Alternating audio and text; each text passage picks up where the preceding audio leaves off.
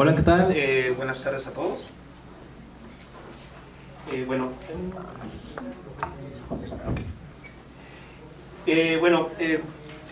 muchos de ustedes ya me conocen, para bien o para mal los he tenido en mi grupo. Y bueno, pues hemos compartido pues varias sesiones de física, que es la unidad de aprendizaje que me ha tocado desde que llegué aquí a la UPI para impartir a los estudiantes de nuestras carreras de Ingeniería en Mecatrónica e Ingeniería en Sistemas Automotrices. Bueno, el título de la charla, después de estarlo pensando y meditando acerca de cuál podría ser, decidí que fuese enseñanza, ingeniería y física, justo en ese orden: el bueno, el malo y el feo, tomando mucho en cuenta los comentarios que luego se escuchan en el salón de clases, en los pasillos de los estudiantes, justamente cuando se enseña física. La enseñanza, pues algo bueno. En todo nuestra vida cotidiana estamos aprendiendo algo nuevo, constantemente. Ingeniería quedó ahí como el malo, pero en el sentido de que pues puede llegar a ser difícil para quienes deciden estudiar una licenciatura en ingeniería, de la rama que sea. Y la física, estrictamente hablando, porque pues me ha tocado pues justamente presenciar eso, que los estudiantes pues le sufren mucho, ¿no?, a esta materia. Y bueno, quise también dar un enfoque distinto a esta plática, tal vez dejar de lado la parte técnica de la física, que es en el área que me dedico, sino hablar desde otra óptica, desde una óptica que también me apasiona mucho, que es la docencia. Y bueno, para ello, pues, la forma de llevar a cabo esta plática es, primero, hablando un poco de mi experiencia personal y profesional en esta área. Posteriormente, hablar un poco sobre por qué es importante la física en ingeniería, por qué desde el primer semestre en ingeniería nos atiborramos de física.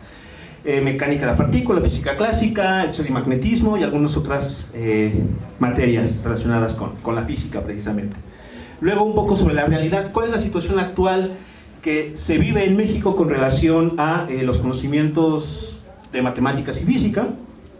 Posteriormente hablaré sobre la enseñanza de la física en el aula. Aquí retomo un artículo que encontré a la hora de estar preparando la plática, donde un profesor de Bolivia, si no mal recuerdo, expone su sentir sobre la enseñanza de la física y propone al menos 4 rubros que se pueden abordar justamente para enseñar esta materia. Y finalmente, pues algunas conclusiones de esta plática. Bueno, ¿por qué dedicarme a la docencia para empezar? Desde que estuve en nivel básico, primaria, secundaria, muchos compañeros se me acercaban a preguntarme de, oye, ¿cómo?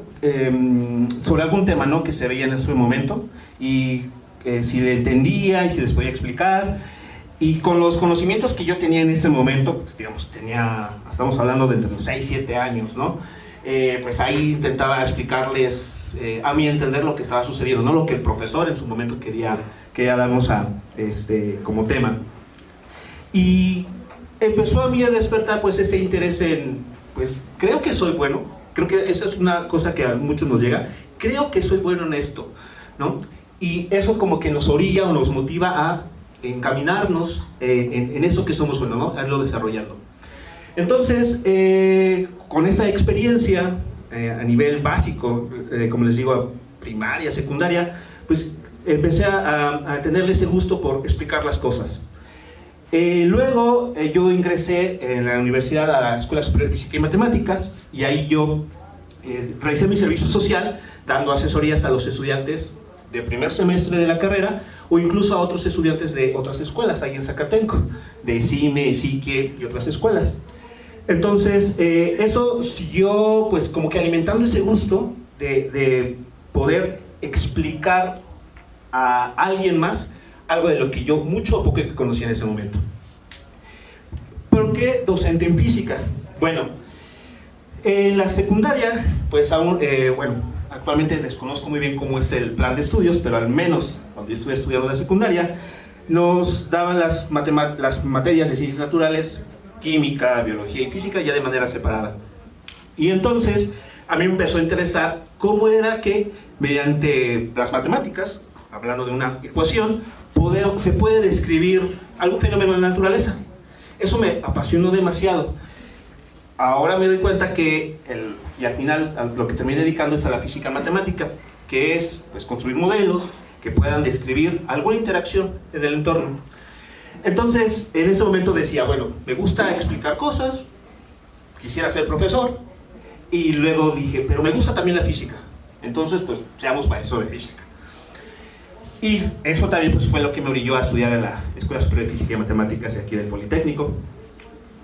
Y algo muy importante que sucedió durante ese recorrido en la SFEM fue que conocí varios profesores, cada uno con su estilo muy particular para dar clases, pero en particular hubo uno que me marcó demasiado. Creo que el doctor Adolfo podrá recordarlo, es el doctor Arturo Zúñiga. Ese profesor, desde que tomé clase con él en tercer semestre, busqué la manera de seguir tomando clase con él hasta el último semestre, octavo semestre. ¿Por qué? ¿Por qué ese profesor me motivó o despertó, incentivó mi interés? Porque ese profesor, aún está dando clases en la SFEM, tiene una habilidad para explicar las cosas complicadas y hacerlo de una manera sencilla, incluso hasta cómica, diría yo, ¿no? Entonces, esa parte pues me empezó a motivar y decir, bueno, si llego a dar clases, quiero replicar la forma en que él lo hace. Y pues trato de emular lo mejor que se puede en el aula. Entonces, ya desde el punto de vista profesional, yo empecé a dar clases en 2014, justamente en instituciones dirigidas a ingenieros. Entonces, desde 2014 hasta ese momento, he tenido contacto con ingenieros en formación desde los primeros semestres. Entonces, desde ese momento he vivido de manera directa cuál es el sentir de esos estudiantes a lo que se enfrentan cuando vienen del nivel medio superior al superior. Yo inicié en la Ciudad de México dando clases en el Tecnológico de la Gustavo Amadero. Posteriormente ingresé aquí en la UPI en 2019. Y bueno, desde ese momento, desde que me paré en el primer momento frente a un salón de clases, pues sí sentí una responsabilidad enorme. Porque, pues, lo que yo dijera, en ese momento pues yo era la autoridad frente a ese grupo. Y si decía algo correcto o incorrecto, pues me iba a pesar mucho sobre la formación de los estudiantes. También el hecho de que poner una calificación, yo soy el responsable de poner una calificación, y esa calificación va a un historial, va a un expediente, y eso pues marca la vida del estudiante. Entonces, si es una responsabilidad, yo así lo vivo, una responsabilidad enorme, el estar frente a un grupo y el de compartir el conocimiento que poseo. Bueno, ahora surge una pregunta importante. ¿Por qué la física se tiene que enseñar en la ingeniería? Como les mencionaba, ¿no? Me ha tocado dar clases a ingenieros en formación, y en los cursos básicos, que es mecánica, algunas clases de matemáticas también, pues he escuchado sus comentarios y siempre van encaminados en lamentarse, ¿no? En lo difícil que es. Pero bueno,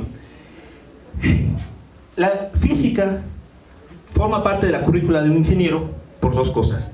La primera, porque le permite dotarlo de conocimientos básicos sobre una ciencia, y esta ciencia que se dedica a estudiar el entorno.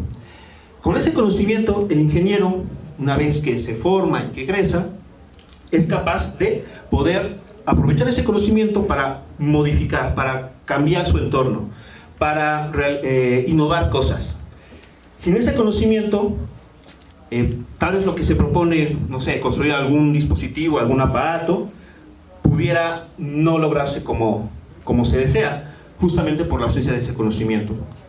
Segundo, porque en los cursos de física, con los problemas que luego se les dejan a ustedes en el salón de clase, se busca que el estudiante comience a modificar su razonamiento.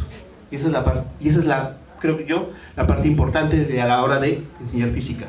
Porque uno comienza a abstraer información de la naturaleza, utiliza el lenguaje de las matemáticas, y ahí comienza un proceso de análisis, de procesamiento de información. Entonces, esos dos aspectos son los que todo ingeniero debe de ir desarrollando durante su formación. Entonces, si bien de repente está ese mal chiste, ¿no?, de físicos contra ingenieros, incluso hasta aparecen los matemáticos, pero en la vida académica, en la vida real, es solo eso, un chiste, porque realmente nos necesitamos todos. Entonces, desde el punto de vista de los físicos, pues, digamos, nosotros nos ponemos al servicio de los ingenieros para dotarlos de esas herramientas y que el ingeniero, una vez que se forma, aproveche esos conocimientos para desarrollar lo que él o ella quiera. Bueno, pero ¿cuál es la realidad? Aquí tomé como información los resultados de la evaluación PISA de 2018.